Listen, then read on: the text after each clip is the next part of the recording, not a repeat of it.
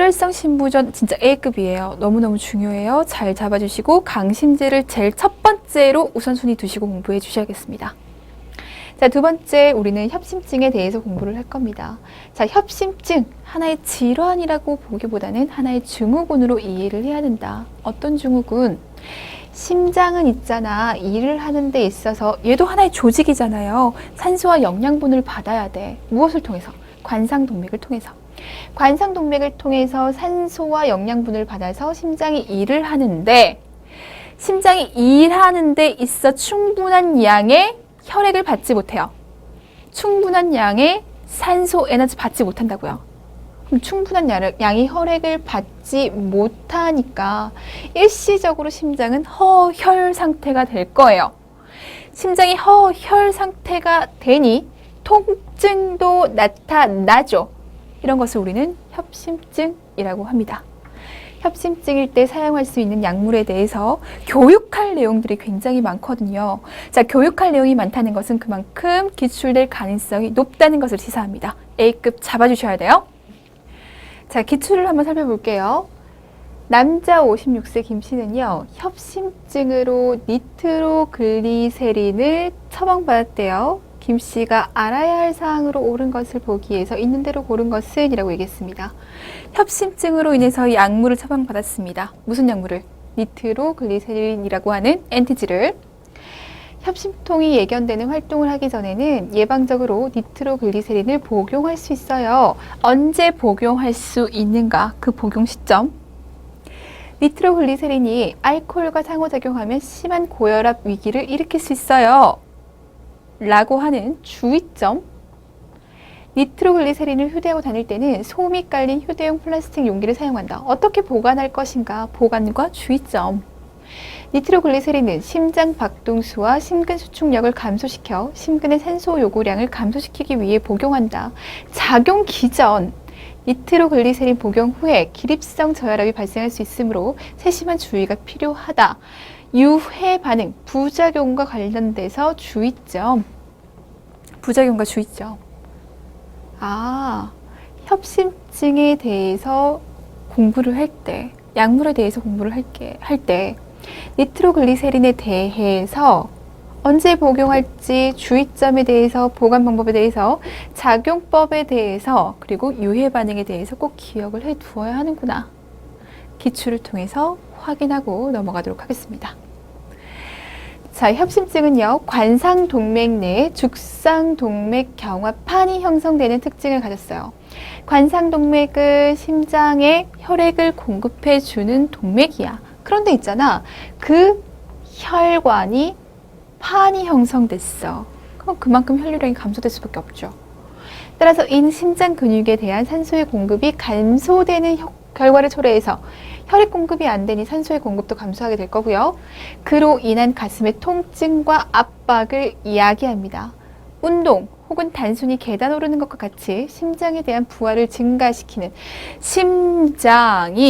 심근이 산소에 대한 요구량이 증가되는 상황에서 산소의 요구량을 충족시켜주지 못할 때 협심증에 대한 증상이 나타날 수 있다.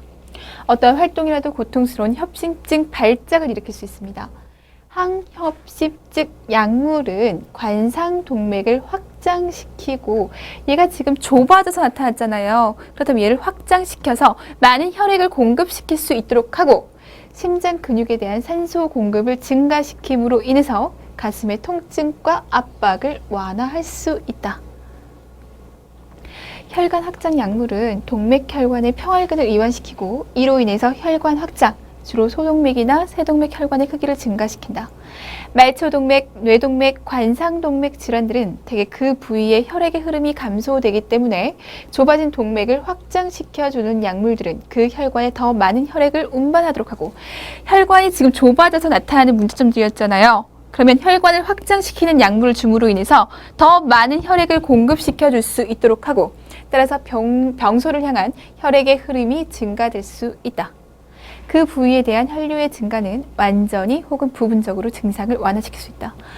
혈액 공급이 안 돼서 생기는 문제점이었잖아. 그럼 혈액을 공급시켜 줄 수 있으면 그 증상이 완화되겠네. 혈액을 공급해 주기 위해서 혈관 확장 약물을 사용할 수 있다. 이게 포인트입니다. 자, 허혈성 심장질환, 심장에 혈액이 제대로 공급되지 못하고 있는 상태, 허혈성 심장질환, 협심증과 심근경색으로 나눠서 생각하셔야 돼요. 공부하실 때 꼭 나눠서 생각하셔야 돼요. 협심증은요, 가역적이라고 표현을 해요. 혈액만 다시 잘 공급되면 증상 나타나지 않거든요. 심근경색은요, 아예 동맥이 막혀버려요. 그러면 혈액 공급 안 되잖아요. 비가역적이죠. 항혈소판제 니트로글리세린 혈소판이 혈전 형성해서 혈관을 막아서 혈류 공급 안 되게 할 수 있으니 응고되지 않게끔 항혈소판제제 줄 수 있다. 니트로글리세린 확장시켜주는 약물이에요. 베타 아드레날린 수용체 차단제 또 나왔어요. 칼슘 기량제, 지질 저하제, 관상동맥 질환의 위험 요인 관리. 지질 저하제, 콜레스테롤이 상승되어 있으면 죽상경화 생길 수 있는 가능성이 크잖아요. 죽상경화 생기면 또 혈류량이 감소될 수밖에 없기 때문에 이러한 약물들을 줄 수 있습니다. 심근경색, 혈압 역학적인 모니터를 하면서 정맥 수행 요법을 해주고 지속적인 심전도 모니터를 해주고 산소 요법 해줘야 돼요. 지금 경색돼 막혀 있거든요. 약물요법, 정맥 내 니트로글리세린 5분마다 필요시 몰핀 투여, 굉장히 심각하게 아파요. 아스피린 줘야 돼요. 헤파린 줘야 돼요. 베타 교감신경계 차단제, ACE 억제제 줄 수 있습니다. 꼭 나눠서 생각해 주시고, 얘는 심전도에서 ST 분절이 상승하는 심근경색과 ST 분절이 상승하지 않은 심근경색으로 나눠서 생각할 수 있어요. 상승한다면 즉각적인 재관리요법이 들어가고, 이는 즉각적인 집중약물요법이 들어갑니다. 경피적 관상동맥 중재술 혈정용의 치료, 니트로글리세린 그리고 저분자량의 헤파린을 줄 수 있어요. 나눠서 꼭 기억해 주셔야겠습니다. 자, 첫 번째로 항혈소판 제제를 줄 수 있다라고 얘기를 했어요. 죽상경화증의 진행을 막고 혈소판 응집 작용을 억제함으로써 혈전 형성을 예방한다. 혈소판이 응집돼서 혈전을 만들어내요. 이 혈전이 혈관에 이렇게 형성이 되거든요. 혈관 막는 거잖아요. 혈류량 감소돼요. 그로 인해서 나타날 수 있는 문제점이기 때문에 항혈소판 제제를 줄 수 있습니다. 자, 대표적인 게 바로 아스피린인 거죠. 자, 질삼염제제, 혈관 평활근을 이완하는 작용을 합니다. 동맥 이완할 거예요. 동맥과 정맥의 확장작용으로 혈관 저항과 혈압을 하강시킴으로써 심부담을 줄이고 관상순환 혈량을 증가시키면서 협심통 완화 치료에 흔히 사용되는 약물이에요. 자, 혈관을 확장하니까 당연히 저항 감소될 수 있죠. 저항이 감소되니 혈압 당연히 떨어집니다. 저항이 감소되고 혈압이 감소되니 더 많은 혈액을 공급할 수 있을 거예요. 협심증 감소될 수 있죠. 자, 대표적인 약물이 니트로글리세린 엔티젠입니다. 동맥 협착 부위를 확장시키고 자연적인 관상동맥 경련을 직접적 또는 프로스타글란디를 방출해서 완화시키고 허혈 부위의 측부 순환도를 증진시키는 강력한 관상동맥 혈관 확장제입니다. 대상자에게 혀 밑으로 녹여서 흡수되도록 하고 설하정이 많죠. 그래야 빨리 얘가 녹아서 빨리 작용을 합니다. 필요하다면 5ml의 물을 마셔서 약이 녹도록 한다. 자, 엔티지 분무는 더 빠르게 흡수되게 되고요. 혀 밑에 녹여서 먹는 것, 분무하는 것, 어쨌든 점막으로 들어가게끔 해서 빠른 작용을 나타내도록 합니다. 자, 통증은 1분에서 2분 후에 완화되게 되고 3분에서 5분이 지나면 사라지는 것이 정상이에요. 5분 후에 대상자의 활력 징후와 통증의 강도를 한번 확인해 봅니다. 통증이 완화되지 않으면 5분 간격으로 몇 번까지? 3회까지 쓸 수 있어요. 반복해서 5분 간격으로 3회 사용할 수 있다. 포인트 잡습니다.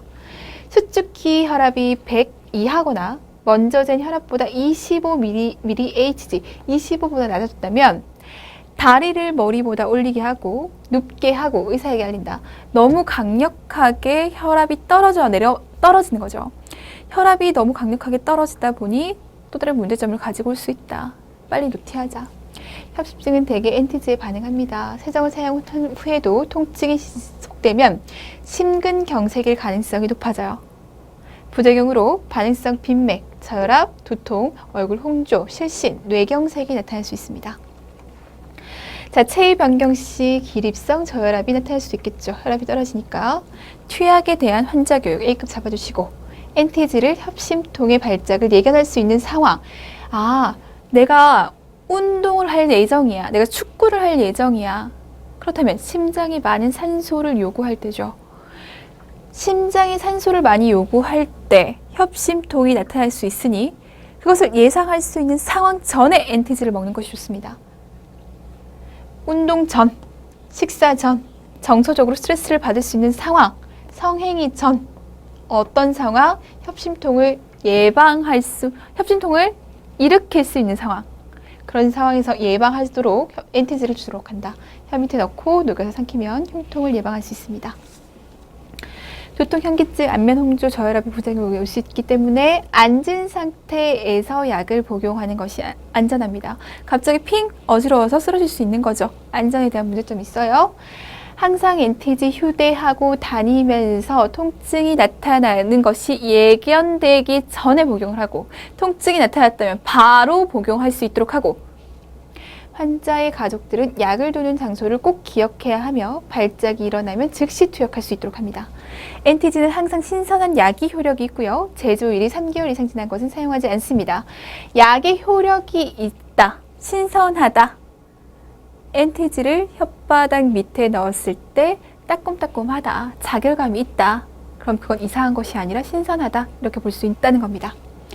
약의 효력이 완전할 때는 혀 끝에 짜릿짜릿한 감각이 있어요. 세 번째, 베타 교감신경 차단제입니다. 교감신경과 카테콜라민의 작용을 차단해서 심박수 느리게 할 수 있죠. 심근의 수축력을 감소시킵니다. 혈압을 낮추고 심근의 산소 요구도를 감소시킬 수 있어요. 심근의 직접적인 억제 효과, 심근 내의 혈류를 재분포시키는 효과, 항혈소판 작용 등이 있습니다.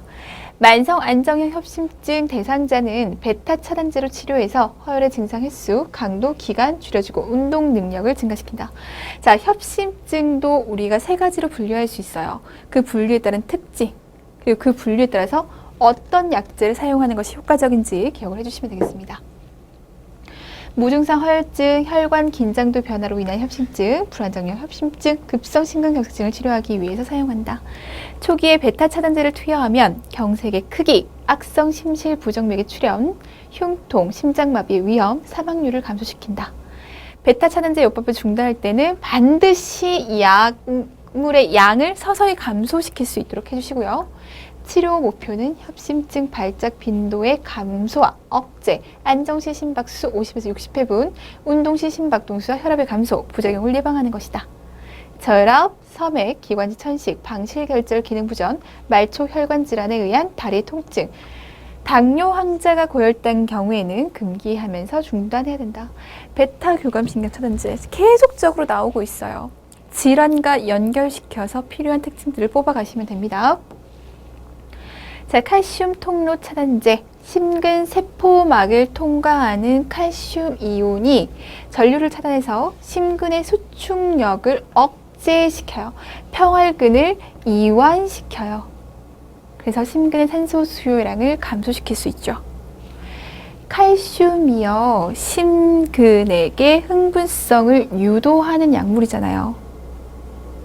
심근을 자극하는 약물 전해질이잖아요. 그러면 얘를 차단시킴으로 인해서 심근이 좀 쉴 수 있도록 해주는 겁니다. 심근이 쉰다는 것은 그만큼 산소의 요구량이 감소된다는 거죠. 심장 자극 전도의 전도 속도를 낮출 수 있어요. 자극 전도의 전도 속도를 낮추면 그만큼 심박동수가 감소하게 되고, 심박동수가 감소하면 심장의 부담이 감소하게 되고, 산소의 요구량 당연히 감소하고, 관상동맥, 세동맥을 확장시켜서 심장 근육에 더 많은 산소를 운반할 수 있도록 합니다. 니페디핀, 혈관 확장 작용이 가장 강력하면서 ST 분절 상승을 보이는 불안정형 협심증에 특히 유효하고, 바라파밀, 동반결절, 방실결절에 작용해서 자극 전도를 지연시켜 심박수를 느리게 하기 때문에 부정맥 치료로도 사용하게 되고, 자, 바라파밀 동반결절과 방실결절을 자극해서 자극 전도를 지연시키면 그만큼 심박수 느리게 하겠죠? 심박수를 느리게 하기 때문에 심박수가 너무너무 빨라지는 부정맥 치료제로도 사용할 수 있고요.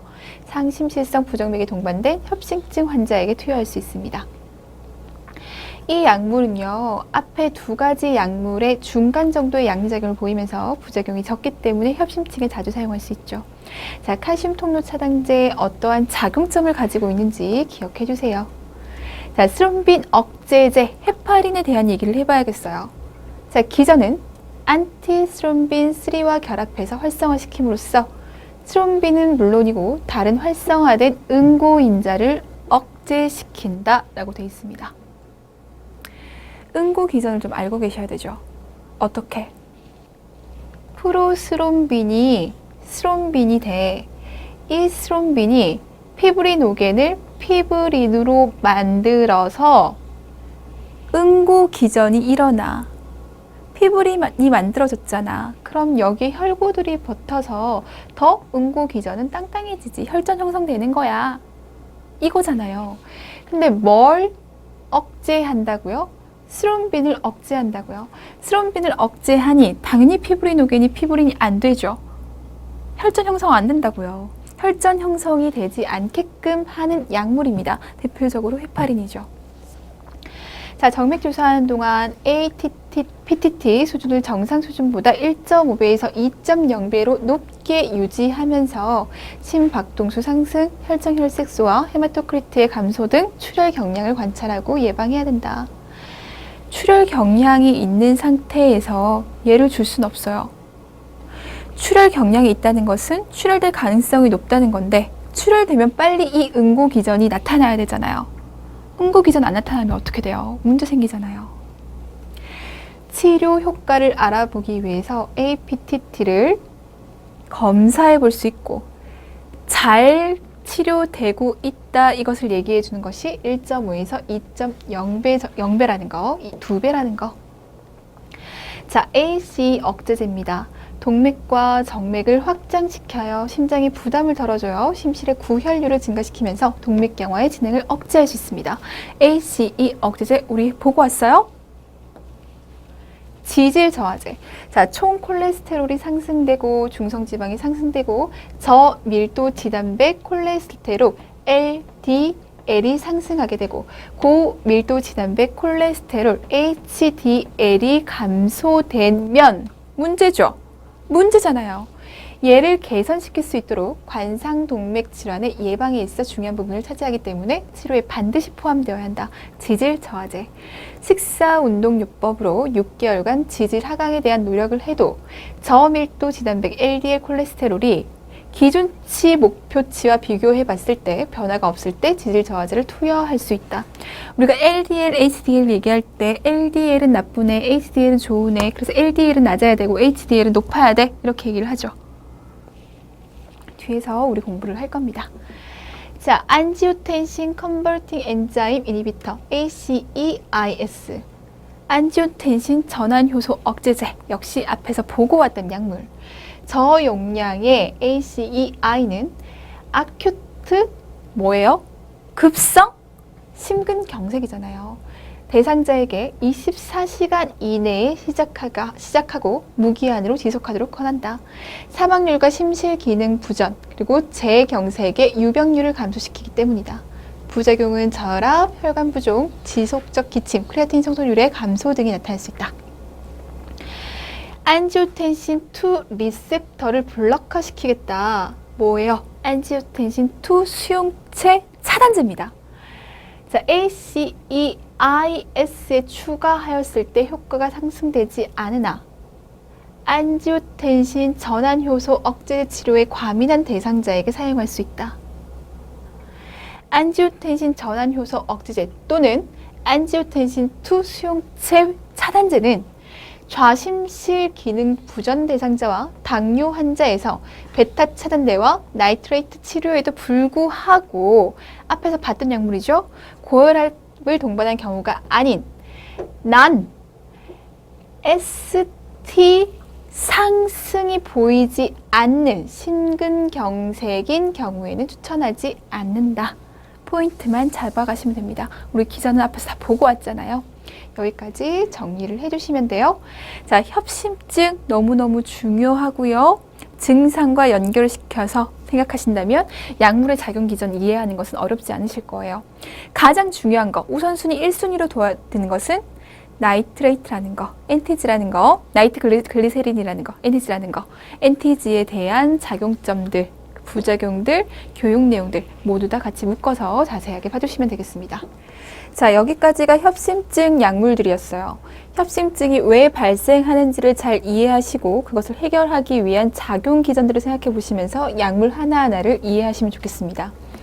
제일 첫 번째로 우선순위를 두셔야 되는 부분은 엔티지라는 거. 엔티지에 대한 작용, 그리고 교육 내용들, 어떻게 관리할 것인가 등등의 내용을 무조건 A급으로 잡아서 공부를 해주셔야 됩니다.